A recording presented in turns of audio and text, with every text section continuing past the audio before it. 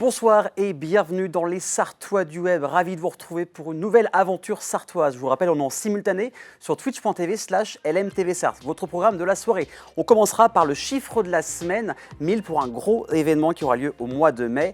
Et puis on parlera de Jean-Luc Lecourt, alias Jean-Luc Le Ténia. Les morceaux doivent s'en rappeler, auteur, compositeur, interprète, mais pas que. Je vais recevoir Damien Jodot qui a écrit et qui a réalisé un podcast documentaire sur lui. Ce sera à découvrir en première partie d'émission. Et puis il y aura un nouvel épisode de l'Épicurien où on est allé du côté de Baby Brock, le concept store qui a encore déménagé pour investir 200 mètres carrés. Et puis il y aura le portrait de la semaine d'En Falier Camara, pilote de drone en FPV, c'est-à-dire en réalité virtuelle. Et on va accueillir la nouvelle génération de producteurs, animateurs, techniciens. Ça s'appelle Le Studio. Ils viennent de Laval. Ils montent une antenne à l'Université du Mans. Et puis, il y aura ensuite le Zap et les sorties d'Emmy. Mais tout d'abord, le chiffre de la semaine, comme je vous l'ai dit, c'est 1000. Un gros chiffre. Pourquoi ? Car 2023 va être une grosse année en termes de festivités au Mans pour le sport automobile. En plus des 100 ans des 24 heures du Mans, ce sera le 1000e Grand Prix de l'histoire. Ça aura lieu chez nous au circuit Bugatti. Depuis 1969, la ville du Mans a accueilli pas moins de 35 Grands Prix. En 2022, ça a attiré plus de 110 000 visiteurs. On espère qu'il y aura encore plus de personnes cette année. Pour trouver toutes les infos sur www.motogp.com. Mais pour l'heure, il est temps de parler de podcast. C'est parti.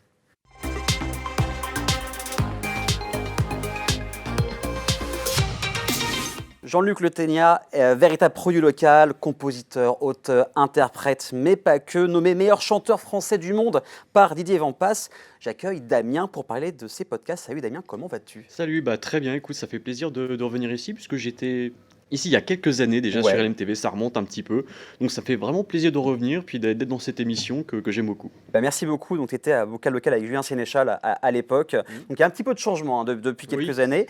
Donc depuis l'année dernière, tu enquêtes, si on peut dire ça, sur Jean-Luc Le Ténia. Comment tu as découvert ce personnage, toi de ton côté ? À la base, en fait, mon premier souvenir il remonte à 2011 quand il est décédé. Je me rappelle que ça avait fait la une du Maine Libre. Et le nom, je le trouvais drôle, mais je m'y étais pas intéressé plus que ça. Et en fait, à Noël 2021, j'ai demandé à mon cousin, qui est Guillaume, que je salue d'ailleurs, qui est un grand spécialiste de musique, qui est très très éclectique. Et je lui ai demandé s'il y avait des artistes sartois, hors Leslie, Emmanuel Moire, Hélène Rollès, qu'on connaissait, qui avaient percé au niveau national. Et il m'a parlé de Nuclear Device, qui était un groupe de rock alternatif des années 80, sartois qui est allé assez haut, et de Jean-Luc Le Ténia. Et du coup, ça m'a permis de m'y réintéresser. D'accord. Et en fait, Jean-Luc a un journal en ligne qui s'appelle Ténia Diary. Il a plus de 1500 chansons de 97 à sa mort en 2011, donc une bonne discographie. C'est clair. Et j'ai eu beaucoup de plaisir à explorer un petit peu ça et je me suis dit qu'il y avait une bonne histoire parce que le journal commence à 95 et il y a un hiatus entre 2004 et 2010 si je dis pas de bêtises et le journal s'arrête une semaine avant son décès je crois. Et donc c'est son histoire qui t'a donné envie de faire ce documentaire. Ça s'appelle tout simplement Jean-Luc. Oui. C'est disponible par exemple, sur Spotify, toutes les plateformes de podcast. Ça fait depuis longtemps que tu voulais réaliser cette série de documentaires ? Alors en fait, j'avais regardé un petit peu pendant 3-4 mois et j'ai commencé à proposer ce projet à des studios de podcast. Donc, à la base, je l'avais écrit pour Arte. D'accord. Et donc je l'ai proposé à Arte, qui l'a refusé, mais parce qu'ils avaient d'autres projets qui m'ont fait beaucoup de compliments. Donc ça m'a donné envie. Bien sûr. Surtout que Arte, ils sont connus pour être très, très pointilleux, même un peu cassants parfois. Donc un compliment, ça vaut beaucoup. J'imagine. Et ensuite, je l'ai proposé à Binge Audio, qui est un studio de podcast assez connu à Paris. Et au départ, ils ont accepté cette idée. D'accord. Seulement, j'ai bossé pendant 2 mois dessus. J'ai interrogé, je crois, une 40aine de personnes que j'avais contactées et tout, ce qui faisait beaucoup. Et surtout, c'est un personnage qui avait un aspect assez controversé, notamment son rapport aux femmes, qui était pas forcément bon, assez problématique, beaucoup de frustration. D'accord. Et du coup, ils ont dit, bon, vu le personnage, surtout que c'est un studio qui a une image un petit peu féministe, ils ont préféré ne pas le faire. Donc ils m'ont quand même payé le script, j'en ai profité pour m'acheter un micro Zoom et du coup je me suis dit je vais m'autoproduire et c'est ce que j'ai fait, j'ai commencé à travailler dessus vraiment en tant qu'autoproduction depuis le mois d'août et le premier épisode est sorti mi-novembre. Donc là on a 4 épisodes pour l'instant, le 5e est en préparation. Le montage est fait aux 3/4 et il va sortir dans les prochains jours. Et donc si vous ne connaissez pas Jean-Luc Le Ténia, écoutez la bande-annonce, on revient juste après, à tout de suite. Jean-Luc, y a pas un jour sans que je pense à lui quasiment. Je m'appelle Damien Jodot et je vous emmène chez moi, au Mans, sur les traces d'une légende de la musique underground locale, Jean-Luc Le Ténia. Ouais, c'est complètement un ovni. Oui, les gens qui connaissaient pas, ils voient un petit gars comme ça, malingre, arriver, guitare, voix, et puis des textes un peu bizarres, quoi.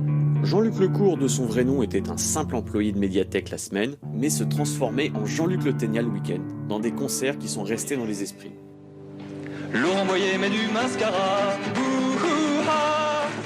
Et Jean-Luc, ouais, il rentrait un peu comme en transe, quoi. S'il rentrait en transe, c'était fini, quoi. Il pouvait avoir les doigts en sang. Il finissait pas tout le temps non plus nu ou à casser la guitare. Mais du coup, ouais, les gens, ils étaient vraiment interloqués. Et...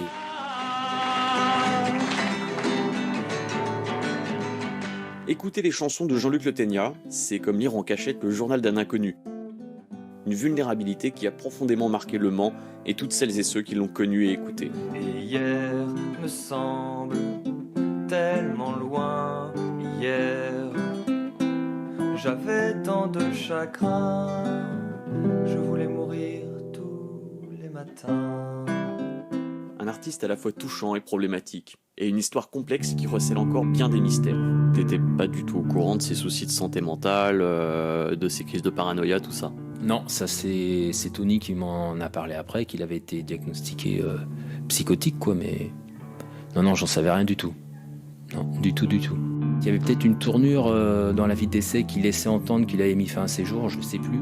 Mais de toute façon, même s'il y avait rien, en sachant qu'il était mort, j'ai tout de suite pensé à ça, quoi. Donc pour découvrir les 4 premiers épisodes, direction Spotify et toutes les plateformes de podcast. Et ce que j'ai bien apprécié, c'est contrairement à une émission, on va dire, classique, c'est que tu nous parles à nous en tant qu'auditeurs, hein, comme si on était à une soirée entre copains et que tu nous racontais une histoire. C'était ça le but à la base, de se confier un petit peu, de parler directement? Complètement. Le but, c'était pas forcément de faire une biographie, même au sens où on l'entend, ou parler uniquement de Jean-Luc, mais c'est aussi de s'adresser donc directement à l'auditeur, de parler de la Sarthe aussi, puisque moi je suis originaire d'ici, même si ça fait 10 ans que je suis plutôt sur Paris. C'est aussi une manière de parler de chez moi, de réenchanter un petit peu Le Mans. C'est ce que voulait faire Jean-Luc, d'ailleurs, il l'avait dit dans une interview en 2005. Et aussi, à travers les gens qui l'ont connu, faire des portraits un petit peu. C'est-à-dire que Jean-Luc finit à un moment par devenir un prétexte pour que quelqu'un puisse se raconter, et on découvre des profils absolument fascinants, et c'est ça que j'aime beaucoup, c'est vouloir donner cet aspect très humain, justement. C'est-à-dire, au-delà du personnage qui était fascinant, ça permet aussi d'avoir accès à des trajectoires comme celle de Philippe, par exemple, que j'ai interviewé dans les épisodes 3 et 4, qui, lui, par exemple, qui était au Collège Saint-Louis du Mans, qui était au Karaté Club de l'Ouest, et qui maintenant vit de la musique métal à Philadelphie. Enfin, c'est quand même Il y a quand même des parcours de vie assez incroyables. Ah oui, complètement. Et aussi, moi, le travail de recherche, c'est le fait de rechercher un petit peu les gens, j'adore ça. C'est aller à la chasse au contact, aller un petit peu à la chasse sur les réseaux sociaux, sur LinkedIn, sur Copains d'avant aussi. Alors j'allais y venir, Copains d'avant, t'en parles, je crois que c'est quand tu rencontres Gildas, dans l'épisode 2, où c'est vrai qu'ils ont 40-50 ans, donc ils sont quand même très connectés. Et Copains d'avant, c'est un peu le site mainstream, un peu mal fichu, on peut le dire. Et comment t'as vu cette idée d'aller sur Copains d'avant? Parce que, en fait, c'est justement l'exemple de Gildas. C'est-à-dire que moi, j'ai tapé Gildas, nom de famille, sur Google. Bien sûr. Et la première entrée, c'était le lien Copains d'avant. D'accord. Donc, je me suis dit, si c'est des gens qui ne sont pas forcément à l'aise sur les réseaux, tout ça, je vais peut-être passer par là. Est-ce qu'ils vont répondre? Parce que parfois, c'est des profils qui dorment depuis 10-15 ans. C'est clair. Et bien, curieusement, les gens répondent assez rapidement. Ok. Et fait que notamment, j'ai un copain scout de Jean-Luc qui s'appelle Guillaume Lalinec, que j'ai contacté justement grâce à ça, et que je devrais aller interviewer normalement à Nantes prochainement. Et c'est vrai qu'il a disparu il y a une dizaine d'années. Quand tu expliques aux personnes, à ses proches, à ses amis, que tu fais un documentaire podcast sur lui, quelles sont les réactions? Ils ont envie d'en parler, de partager, ou plutôt au contraire, ils sont un peu sur la défensive? Ça dépend des gens. D'accord. Ça dépend des gens. Je sais que par exemple, la famille de Jean-Luc a expressément dit depuis son décès qu'il refusait toute interview, mais je sais qu'ils écoutent le podcast et qu'apparemment ils ont apprécié. Donc ça, je suis très content. Mais tu n'as pas eu de retour direct d'eux? Non, okay. C'est via Tony Papin que j'ai interviewé dans l'épisode 1 qui est en contact avec eux. Okay. Ensuite, alors autant les anciens camarades masculins sont très contents de m'en parler, j'ai toujours quasiment des oui. En ce qui concerne les femmes, c'est plus compliqué. Comme tu as dit tout à l'heure, c'était compliqué sa relation avec les femmes. Oui, C'est à tout cause à de fait. ça? Alors, il y a un peu de ça. Et d'un autre côté aussi, c'est que je pense que parfois, je vais chercher des personnes qui ne sont pas forcément habituées à l'exercice de l'interview. Bien Tout sûr. ça, c'est des gens qui ont des vies classiques comme ça. Et le fait d'être en interview, d'avoir un micro, ça peut être très intimidant. Et en général, c'est que parfois, on m'a dit: oh, je le connaissais pas trop tant que ça. Je sais pas quelle est ma légitimité. Oh, ça sert à rien de remuer le passé, ce genre de choses. Donc, ça peut être un peu frustrant parfois, hein. Mais J'imagine. je pense que c'est un boulot de confiance qui arrive avec le temps. C'est plus difficile, enfin, même moi étant homme, je pense que c'est peut-être plus difficile pour ces femmes d'accorder leur confiance. Comme ça, faut montrer patte blanche. Alors qu'au contraire, les amis masculins de Jean-Luc sont toujours très très contents. Ils sont toujours plein d'anecdotes. Ils sont ravis de m'en parler, quoi. Il y a une sorte de bienveillance avec Jean-Luc quand ils en parlent, les souvenirs, ce qu'ils faisaient quand ils étaient ados. Et les retours par exemple, des proches quand ils écoutent le podcast, c'est quoi en général? Ils disent quoi? Pour l'instant, honnêtement, j'ai eu beaucoup de chance parce que tous les retours ont été Bah, positifs. super.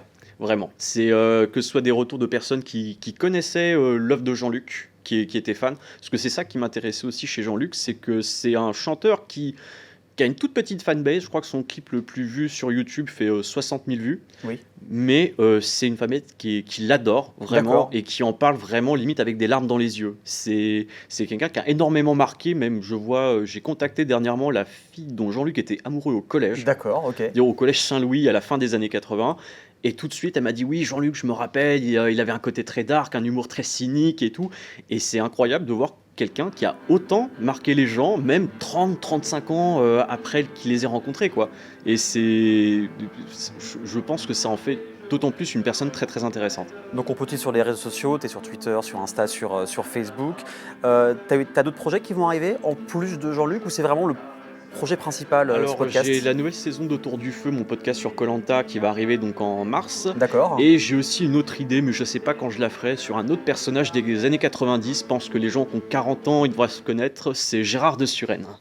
Eh ben, faut te suivre sur les réseaux. Alors juste avant de se quitter, tu as ramené des objets qui appartenaient à Jean-Luc Le Ténia, C'est comme ça. des cartes postales et même une BD, c'est ça? C'est ça. Alors en fait, donc là j'ai deux choses à montrer. Donc premièrement, ça c'est une carte postale qu'il a envoyée à Gildas, parce que Gildas m'a gentiment prêté le courrier qui s'est D'accord. changé. Il y avait beaucoup de lettres et ça pour le travail, un petit peu d'archivage, c'est parfait. Donc, Donc on voit voilà. bien, voilà, cool. Voilà, et avec derrière des petits dessins et tout. Donc ça c'est la lettre la plus ancienne. Donc Jean-Luc avait 14 ans et elle date Ok. de 89. Donc il Ok. était en C'est vacances collector. voilà, à la Bernerie en Ray, donc dans le 44 je crois. Et en fait, Jean-Luc aussi, il n'a pas fait que de la musique, il a fait de la BD aussi. Il faisait des fanzines, notamment un fanzine qui s'appelait Radis Noir dans les années 90, quand il était à Bellevue, où il avait un petit peu des ramifications avec le milieu de la BD. Il voulait être auteur de BD professionnel à la base. D'accord. Et du coup, Tony m'en a gentiment passé quelques exemplaires. Donc, comme Donc on on peut voit, il voir, a même mis la date, même à l'époque, D'accord. le prix que ça aurait coûté. 10 francs, donc c'est ça. avec, je peux peut-être l'ouvrir un petit peu, avec des dessins. Il y avait, donc ça c'est des dessins de Tony Papin, je crois. Après, est-ce qu'il y a d'autres dessins de Jean-Luc voilà, que je fasse attention qu'il n'y ait pas de nudité. ni Voilà, quoi que quand ce même. soit. Et voilà, ça peut être le genre de choses. Il faisait pas mal de dessins abstraits, notamment. Il était très fort là-dedans. Et il a essayé justement d'être auteur professionnel de BD, mais il s'est fait recaler à Angoulême. Et ensuite, il a voulu être facteur. Il s'est un peu perdu avant de faire son stage d'objecteur de conscience. Il n'a pas fait son service militaire D'accord. à la médiathèque, où il est rentré en 97 et où il est resté jusqu'à sa mort en 2011. Donc pour tout savoir de Jean-Luc Le Ténia, eh ben, faut écouter le podcast de Damien. Merci beaucoup d'être venu en tout cas. Bah, merci de m'avoir invité, c'était très cool. Avec grand plaisir, on suivra bien sûr le podcast et restez avec nous dans quelques instants. On va aller du côté de chez Baby Brock au centre commercial Jacobin et aussi découvrir ce qu'est un pilote de drone FPV. Ça, c'est dans quelques instants. À tout de suite.